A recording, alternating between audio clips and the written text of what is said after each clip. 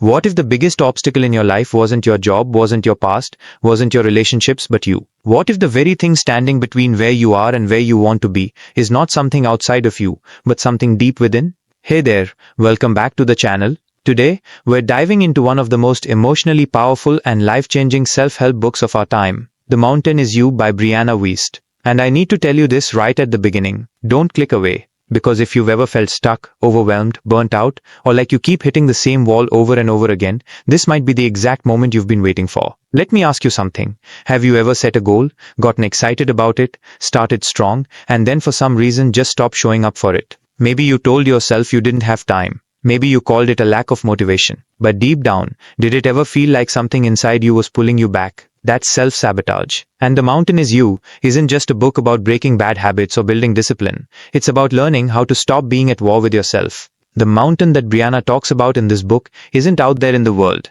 It's inside of us. It's the fear, the trauma, the shame. It's the old wounds we never healed, the false beliefs we adopted, the patterns we keep repeating without even knowing why. This book is a roadmap, not to fix yourself, but to understand yourself, to climb that inner mountain, and to finally move from self-sabotage to self-mastery. And I promise you, this isn't just going to be a list of quotes or tips. This is a journey, a deep, honest, emotional exploration of who you are and who you're becoming. So if you're ready to stop running in circles, if you're ready to understand why your pain keeps repeating itself, if you're ready to stop getting in your own way and finally start living the life you know you're meant for, then stay with me. Don't skip ahead. Don't click away. Because this right here could be the beginning of your transformation. And before we move on, let me leave you with this. What if climbing this mountain, facing everything you've been avoiding, doesn't break you? What if it's the very thing that builds you? In the next section, we'll unpack what this mountain really is and why it shows up in your life again and again. Trust me,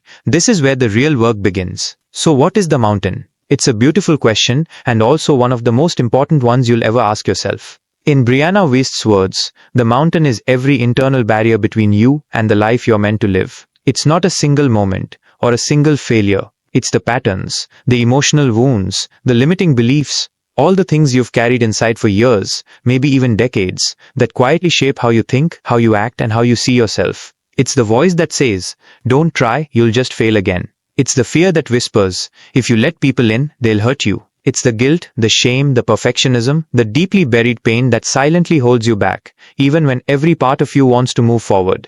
You see, we often think our struggles are caused by outside circumstances. The job we didn't get, the relationship that ended, the opportunity that slipped away. But what this book gently and sometimes painfully helps us realize is this.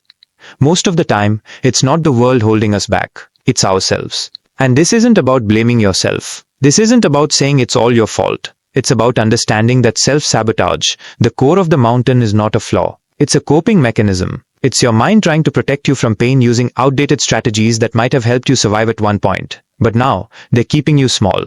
Think about that. Every time you shrink your dreams, every time you push love away, every time you abandon a goal halfway through, it's not because you're lazy or unmotivated. It's because there's a wounded part of you that believes staying safe is better than risking failure, rejection, or heartbreak. But safety isn't the same as peace, and staying small isn't the same as being protected. That's why Brianna says, the mountain is not something you were ever meant to climb and conquer, just to prove you could. The mountain is meant to be climbed so you can experience the process of climbing it, the growth, the becoming. And that hits deep, doesn't it? It means the mountain exists not to stop you, but to strengthen you. It's the mirror that shows you everything still left unresolved. It's the challenge that forces you to grow into the version of yourself you were always meant to become. So when you find yourself stuck in the same relationship patterns, when your goals always seem just out of reach, when your own thoughts keep tearing you down, ask yourself, what am I afraid of? What part of me still believes I'm not worthy of having this? Because the mountain will keep showing up until you stop trying to go around it and finally decide to go through it. And here's the truth that most people never hear. The mountain isn't there to punish you. It's there to wake you up. It's your soul's invitation to evolve, to stop living on autopilot, to stop reacting and start reclaiming your life. So let me ask you, could the mountain you're facing right now, the fear, the setback, the pattern you can't seem to break, actually be a message, not a mistake? In the next section, we'll talk about how self-sabotage is formed and how you can finally start understanding the root of it, not just the symptoms. And trust me, you do not want to miss this part. Let's talk about something most people never really understand, even when it's happening to them daily. Self-sabotage. Now I know, just hearing that word might stir something in you. Maybe a little guilt or frustration. Because we all do it, don't we? We pull away from things we love. We procrastinate on the things we care about most. We talk ourselves out of opportunities that were meant for us. But what if I told you, self-sabotage is not a sign that you're broken. It's not laziness. It's not weakness. It's not a personal failure. According to Brianna Wiest, self-sabotage is a survival strategy. It's a deeply ingrained pattern we learned somewhere along the way, a way to protect ourselves from pain, from failure, from rejection, from disappointment, from being seen too closely. And often, it begins in childhood or after some painful experience we never fully processed. Let me explain. Your brain is wired for one thing above all else: safety. So when you go through something that threatens that safety, maybe emotional neglect, maybe heartbreak, maybe growing up without stability, your nervous system creates protective responses to help you avoid that kind of pain again. Here's where it gets tricky. Those protective patterns might have worked back then, but they don't work now. They are outdated software running your life from the shadows. For example, if you grew up feeling like love had to be earned, you might now reject good relationships because they feel too easy. If you were shamed for being ambitious, you might keep playing small, even when you dream big. If success once led to burnout or criticism, you might unconsciously ruin your chances just to avoid that stress again. And that's the heartbreaking part. You're not ruining your life because you don't care. You're trying to protect yourself from reliving old pain. But instead you're just repeating it, over and over. So what do we do about it? We get honest. We slow down. We stop fighting the behavior, and we start listening to the wound underneath it. Because behind every self-sabotaging habit, there's a scared part of you just trying to stay safe. Brianna says this beautifully. You cannot change your life by trying to punish yourself into becoming someone else. Real transformation happens when you learn to love the parts of you that once felt unlovable. That's powerful, right? Because it means that healing isn't about striving. It's about self-compassion. It's about asking yourself, why does this part of me believe I don't deserve what I say I want? And here's the part most people don't talk about. Sometimes, we don't fear failure, we fear success. Because success means change, visibility, responsibility, expectations. It means stepping into unfamiliar territory. And your nervous system? It doesn't care if that change is good. It only cares if it's safe. So self-sabotage kicks in as a defense mechanism to pull you back to what's familiar, even if that familiar place is painful. And the longer we run from this truth, the more trapped we feel, because we keep trying to change the surface of our lives without healing the structure underneath. But if you've made it this far in the video, it means something in you is waking up. Maybe you're tired of the same cycles. Maybe you're ready to understand your pain instead of avoiding it. Maybe you're ready to stop being your own enemy and start becoming your greatest ally. So let me ask you this. What if your patterns aren't punishments, but maps pointing to where healing is needed most? In the next section, we're going to uncover something critical: how emotional pain gets stored, and how unprocessed emotions silently shape your life until you release them. This is where the real inner work begins. Don't miss it. Have you ever walked into a messy room and felt instantly overwhelmed? Like, you didn't even know where to begin cleaning? That's exactly what unprocessed emotion feels like, but on the inside. In The Mountain Is You, Brianna Wiest introduces a powerful concept called the emotional backlog, and this one idea can change how you understand yourself forever. Think of it like this. Every time you experience pain, fear, rejection, shame or grief, and you don't allow yourself to fully process it, it doesn't disappear. It gets stored. Your body remembers what your mind tries to forget. That heartbreak you never grieved. That moment you bit your tongue instead of speaking your truth. That childhood memory you buried because it hurt too much. It all builds up, emotionally, energetically, physically. And if it's never felt, never seen, never acknowledged, it doesn't go away. It just starts showing up in other ways. You feel heavy for no clear reason. You overreact to small things. You avoid intimacy or connection. You sabotage good opportunities because deep down, you're carrying around unresolved pain. Brianna calls this your emotional clutter, and just like physical clutter, it creates noise, distraction, and emotional suffocation. And let's be real, most of us were never taught how to process emotions in healthy ways. We were taught to stay strong, be positive, move on. But healing doesn't happen through avoidance. It happens through acknowledgement. So how do you begin clearing the emotional backlog? Here's what Brianna teaches. Step 1 is awareness. You have to get quiet enough to listen, to notice the recurring thoughts that drain you, to identify the memories that still carry a charge, to feel what you've been avoiding without judgment. And I know that's scary, sitting with your sadness, feeling your anger, admitting your fear. But here's the truth. You are not your emotions. You are the space that can safely hold them. Step 2 is expression. Write it down. Speak it out. Cry if you need to. Scream if you must. Whatever gets it out of your body, do that. Because when we suppress emotion, it metastasizes. It leaks into our relationships, our decisions, our health. But when we release it consciously, it transforms. And finally, step 3 is integration. This is where you stop seeing your emotions as threats and start seeing them as messengers. Each emotion is trying to tell you something. Anger might be showing you where your boundaries were crossed. Sadness might be revealing where you still need to let go. Fear might be pointing you toward what matters most. And when you stop fighting these emotions, when you stop labeling them as bad or weak, you start learning from them. You become emotionally resilient, not by numbing, not by pretending everything's fine, but by becoming the kind of person who can sit with discomfort and not fall apart. That's emotional strength. And that's what begins to clear the mountain. Let me ask you this honestly. When was the last time you sat with your feelings instead of running from them? When was the last time you said to yourself, I don't have to fix this, I just need to feel it? If you've been carrying emotional pain for years, if you've been feeling heavy, disconnected or stuck, this might be why. And if you're still watching this video, if you've made it this far, then take this as a sign. This is your permission to begin cleaning that emotional room, to dust off the corners, to open the windows, to release what was never meant to stay buried. Because here's what Brianna reminds us. The only way out is through, and what's on the other side of the mountain is you. But before we move on, let me ask you one more thing. What if your emotions aren't roadblocks, but road signs leading you home to yourself? In the next section, we'll talk about how to rebuild your identity, how to become someone who no longer reacts from fear, but responds from power. And trust me, this is one of the most transformative parts of the entire book. Here's a question that might just shift everything. Who are you when you're no longer hurting? Seriously, pause and think about it. Who are you when you're no longer trying to survive the pain? When you're no longer stuck in old patterns? When you're no longer afraid of your own power? Because here's the truth Brianna Wiest wants us to understand.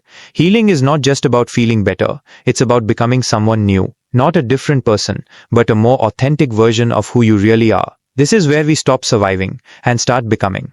Becoming the mountain doesn't mean becoming hard or cold. It doesn't mean powering through life with no emotion. It means becoming grounded, unshakable, whole. It means turning inward and becoming the steady, solid foundation you've been searching for all along.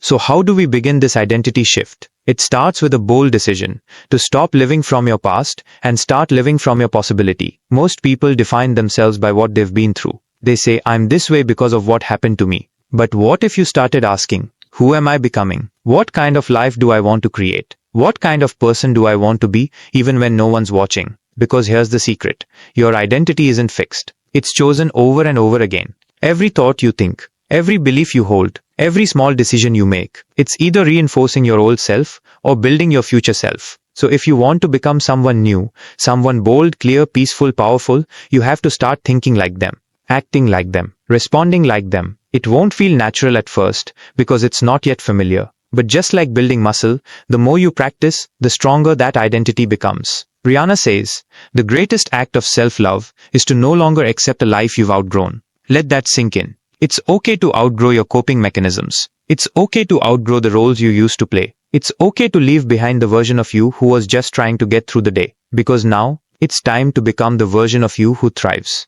who chooses joy, who builds boundaries, who creates, who trusts, who stands tall. The mountain? It's no longer just something you climb. It's what you become, a solid, unshakable force of nature. And when that shift happens, you start to feel it. You no longer take things personally. You speak with clarity instead of fear. You stop waiting to be ready and start being ready. You stop trying to be chosen and start choosing yourself. But here's the part that catches most people off guard. You will grieve the old version of you, the one who tolerated too much, the one who stayed quiet to keep the peace, the one who doubted their worth. Let yourself grieve them, but don't go back to them. Because you're not healing just to become your past again, you're healing to become your future. And listen, I know this part is hard. There will be days when your new identity feels awkward, when your boundaries feel uncomfortable, when your peace feels unfamiliar. But don't mistake discomfort for failure. Discomfort is the evidence of change, so stay with it. Ask yourself every day, what would the healed version of me do? How would they speak, act, move, and live? And then do that, even if it's messy, even if it's scary, even if it's small. Because transformation doesn't happen in one big leap. It happens in tiny moments, repeated with love. And here's a question that might just light a fire in your soul. What's one part of your life right now that you know deep down no longer aligns with who you're becoming? In the next section, we're going to explore something life-changing. how to let go, truly let go of the people, beliefs, and attachments that are weighing you down. This is where the emotional freedom begins. You've come this far, don't stop now. The most powerful shift is just ahead. Here's a question you might not expect, but one that could change your entire life. What are you still carrying that's not yours to carry anymore? Sit with that. Because in The Mountain Is You, Brianna Wiest makes something crystal clear. You cannot become who you're meant to be while still holding on to who you used to be. Letting go isn't a nice idea. It's not some vague spiritual phrase. It's a necessary step on the path to self-actualization. Think about it like climbing a mountain. You're carrying a heavy backpack. At first it helped you, it had food, tools, protection. But as the terrain gets steeper, that same backpack starts to slow you down. It pulls on your shoulders. It drains your energy. It distracts you from the view. Now here's the twist. The weight you're carrying, most of it is emotional. Old identities, false beliefs, toxic relationships, outdated coping mechanisms, even goals that no longer resonate. But you're still chasing them out of habit. Letting go feels painful because we think it means failure. But in truth, it's a sign of evolution. Brianna says, letting go is not about giving up. It's about choosing what truly aligns. So how do we know what we need to let go of? She offers a powerful filter. Ask yourself, is this thing, person, belief, or goal making me feel expansive or contracted? Is it feeding my growth or feeding my fear?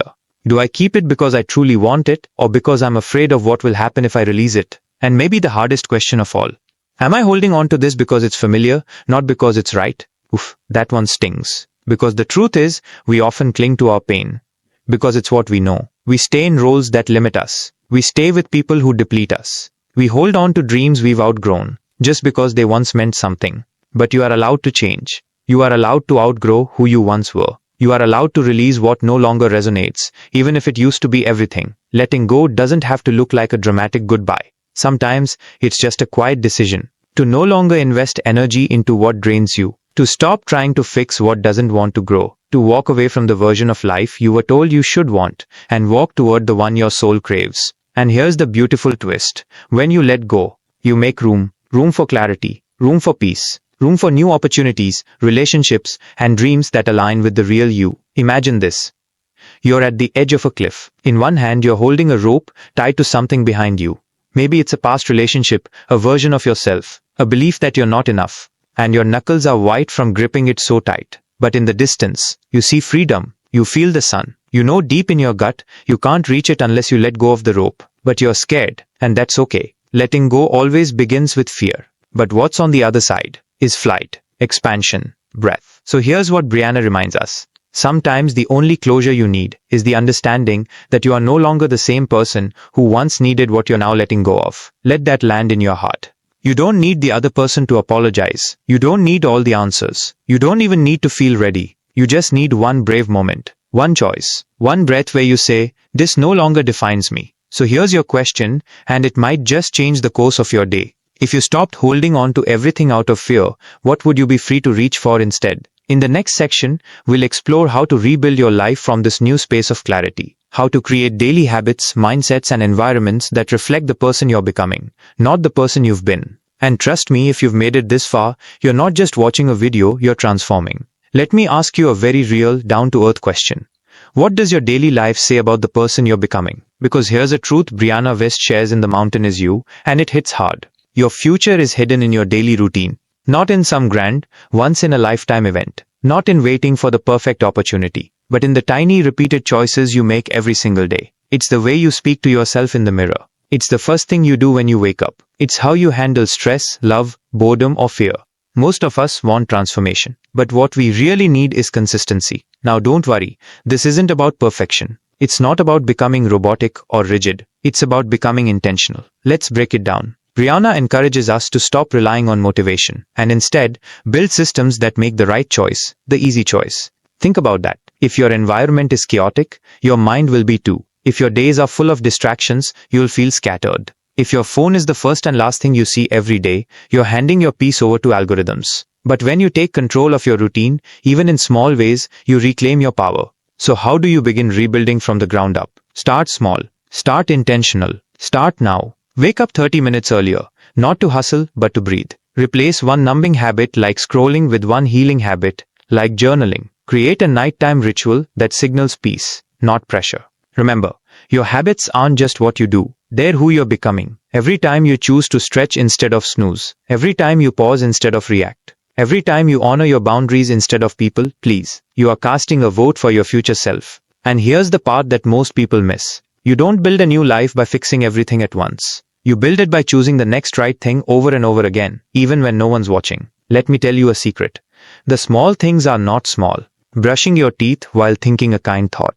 Filling your water bottle with intention. Sitting in silence for 5 minutes before your day begins. These acts are sacred. They are signals to your nervous system that say, I'm safe. I'm in control. I'm creating something beautiful here. Because the more you repeat these small acts of healing, the more they become your new baseline. Soon, anxiety won't feel normal anymore. Chaos won't feel comfortable. You'll start to feel out of place in old patterns and at home in peace. This is when you know you're not forcing transformation anymore. You're living it. So here's your question. What's one small daily choice that your future self would thank you for if you started it today? You don't need to do everything, but you need to do something with heart, with presence, and with intention. Because this isn't about becoming a productivity machine. It's about becoming someone who treats their life, their mind, their body, their time like it actually matters. Because it does. You do. And here's one last thought before we move on. Be the person who decided to go for it, not the one who waited for the perfect moment. In our final section, we're going to bring everything together, the pain, the progress, the power, and we'll answer one final soul-shifting question. What if the mountain you've been climbing was never in your way, but actually the path you needed all along? Take a deep breath with me right now. In through the nose, hold it, and let it go. Feels different, doesn't it? You've climbed far not just through the pages of this book, but through the inner terrain of your own heart and mind. So here's the final question, the one this entire journey has been leading to. What if the mountain you've been trying to climb was never in your way, but was always a part of you waiting to be discovered? Let that sit for a second, because this is where Brianna Wiest brings everything full circle. The mountain is you. The fears, the doubts, the resistance, it wasn't life trying to block you, it was life trying to build you. The pain you went through, it carved depth into your soul. It taught you empathy, resilience, wisdom, and strength. Not to punish you, but to prepare you. Because you, my friend, were never broken. You were becoming. Everything that once held you back, the self-sabotage, the guilt, the fear, the procrastination. It wasn't because you were weak. It was because you were trying to protect yourself. But now you don't need protection. You need power. And that power has been inside you the entire time. See, we live in a world that teaches us to search outside of ourselves for answers, for healing, for love. But this book, The Mountain is You, is an invitation to come home to yourself. To realize that the mountain is not something to conquer, it's something to become. You are not your trauma. You are not your mistakes. You are not your fears. You are the awareness behind all of it. You are the one who gets to choose what stays and what goes. You are the one who gets to rewrite the story. And you don't need to be perfect. You don't need to have it all figured out. You just need to keep walking one honest, courageous step at a time. The mountain doesn't rise overnight. It forms slowly, layer by layer, season by season. It endures storms, fire, erosion, and still it stands. So will you. You already have. Brianna leaves us with this empowering message. When you finally rise, it won't be because you pushed yourself harder. It will be because you finally allowed yourself to believe you were worthy of peace. Yes, you don't need to hustle your way to healing. You don't need to prove yourself into worthiness. You just need to return to the truth. You are enough. You are powerful. You are the mountain. So take this with you. Every time you show up for yourself in the quiet, in the mess, in the stillness, you are becoming something steady, something sacred, something unshakable. You are becoming you. And here's the final question, the one I want you to carry with you beyond this video. What would change in your life if you fully believed that everything you've ever needed is already within you? Don't answer too fast. Let it echo. Let it settle in your bones, because this is your turning point. If you've made it this far, you didn't just watch a video. You climbed something inside yourself. You listened deeply. You showed up for healing. You remembered who you are. And now it's time to live like it. Before you go, if this message moved you, if something inside you awakened during this journey, do 3 simple things right now.